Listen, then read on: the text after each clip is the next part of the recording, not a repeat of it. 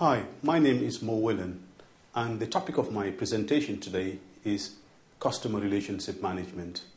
And we're trying to answer the question, is customer loyalty an illusion or not?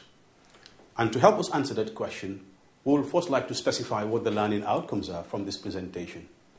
It is hoped that by the end of this presentation, you should be able to gain a very good understanding and appreciation of what customer relationship marketing entails and its very important role as part of the company's customer retention strategies. The second outcome of this is to understand the practical issues, the steps involved in relationship marketing, as well as the challenges that organizations face as part of their customer relationship management practices. I think a very useful beginning will be to try to gain a conceptual understanding of what relationship marketing is all about. In its most basic sense, relationship marketing is all about attracting, building, and maintaining long-term profitable relationships between the company and its customers. And its importance in marketing cannot be overemphasized. In fact, we see that there are many benefits that organizations can gain by trying to forge and maintain long-term profitable relationships with their customers. For example, it is said that it is 7 times cheaper to maintain your existing customers than to attract new ones. Your existing customers or your loyal customers, they tend to spend more money. They tend to be insensitive to price. They can even act as brand advocates by recommending the brand to other people or actually defending the brand in public without the organization's knowledge. Another very important reason why there is the need to practice relationship marketing is the fact that 80% of a company's profits come from 20% of their customers.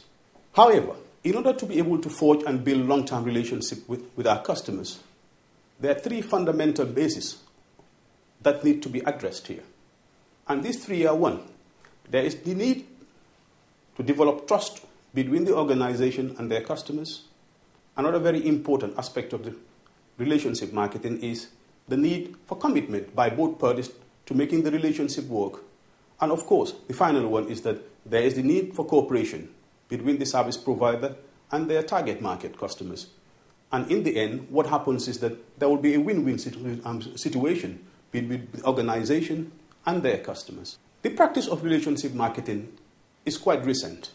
And before it was developed as a concept, we used to have what we call transactional marketing, whereby for most organizations, not enough effort was done to retain the customer after the first point of contact or interaction. However, relationship marketing has taken the relationship between the company and their customers to a completely different level. As far as relationship marketing is concerned, the whole emphasis is based on the simple premise that the efforts of the organization should now be devoted not only to attracting, but to keep the customer for the long term, so that we can leverage what we call customer lifetime value, so that we can enjoy a long and more lasting, fruitful relationship between the company and their customers, and ultimately, the company should be able to make more profits from their customers. There is no doubt that the adoption and application of relationship marketing presents one of the most difficult challenges to marketers today.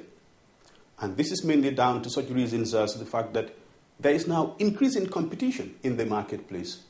Consumers are becoming more sophisticated, more knowledgeable, and with the prevalence of the internet, they are now finding it even easier to search for solution providers to their products, to their problems, to their expectations, and organizations that can fulfill their needs. Therefore, this puts added pressure on marketers today to try to develop methods, strategies, tactics that will help forge long-term relationships with their customers. The objective of relationship marketing is actually to try to move consumers up what we call the relationship marketing ladder, from being prospects right up to the final part of the relationship, which is what we call partnership level, whereby the customer actually sees himself as an integral part of the organization. When consumers get to the level of being partners, they don't only see themselves as consumers, but they see themselves as even defenders and advocates of the brand. They will recommend it to others. They will defend the brand in public. And more importantly, they will remain loyal to the company for as long as possible. Perhaps it can be said that from a practical perspective, the most difficult challenge facing marketers is how do we go about making our consumers loyal? And what we have in marketing today is that there are a number of techniques that can be utilized in order to forge and develop and maintain long-term profitable relationships with our customers. Among the number of strategies or techniques that can be adopted to make consumers loyal include the following. Database marketing. What this implies is that we should be able to capture as much information about our customers as possible so that we can understand the customer better. The whole essence of a database is that it enables the company to gain better understanding of their consumers' buying behavior in terms of what they buy, when they buy, where they buy, and how much they spend. Therefore, it can be said that a database provides the privilege of helping the organizations gain more useful insights into actually what motivates consumers to buy their products. And this knowledge can serve as a useful base so that we can connect better to the consumer in terms of fulfilling their needs and their expectations. Another technique that can be used in developing relationship marketing with our techniques is what we call key account management.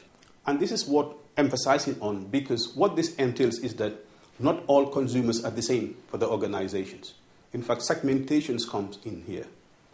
The implication is this.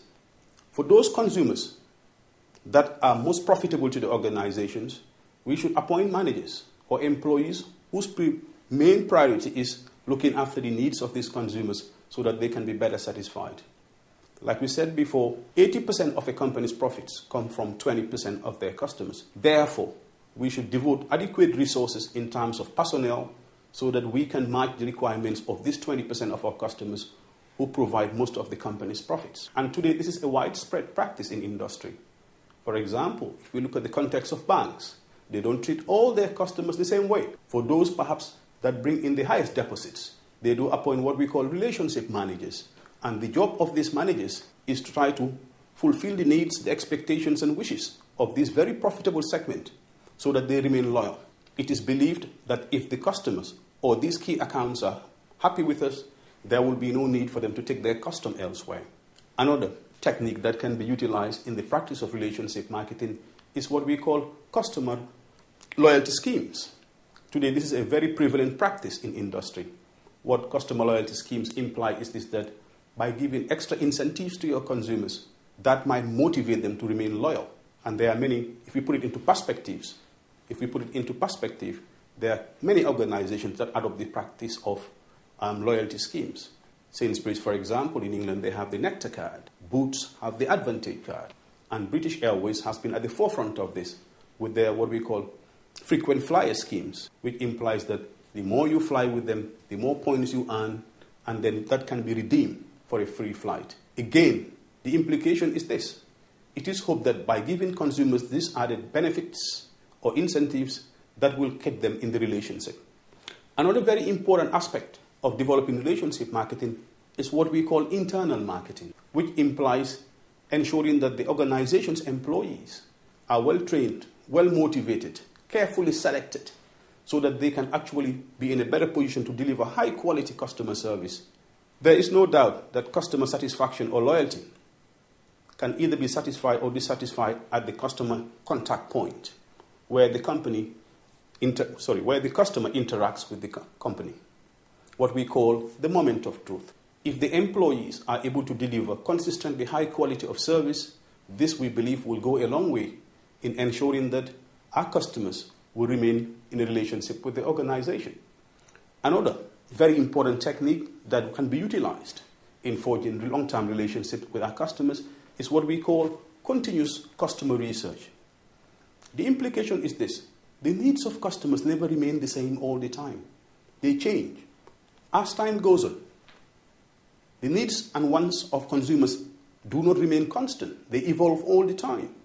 So the job of research here is to try to determine and find out what exactly are the needs of consumers that have changed over time, so that as an organization, we will be in a much better position to address their ever-changing needs.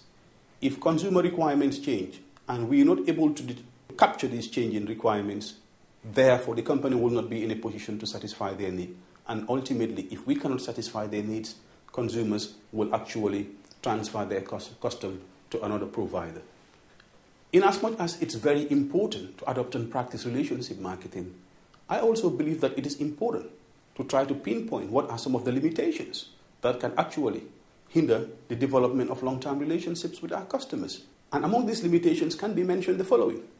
In fact, it's a fact of life that not all customers might be interested in our products. Another limitation is that for many consumers, the issue of data protection can actually hinder them from entering into long-term relationships with our customers. There is also the issue that relationship marketing practices such as database management are not fully utilized by organizations. They just do it just for the sake of doing it without actually working on the information that have been captured from our customers. Therefore, in summary, we can say this. The success of any organization pretty much depends on finding out what our customers want in terms of the right product, at the right price, in the right place, with the right message, employing the right people to deliver the right service, ensuring that the process by which we give the service to the customer is fast, is convenient, and easy to understand. And also, it is imperative that if we are to retain customer loyalty, we must ensure that the environment in which we provide the service to the customer is very appealing and welcoming. Is customer loyalty an illusion? You decide.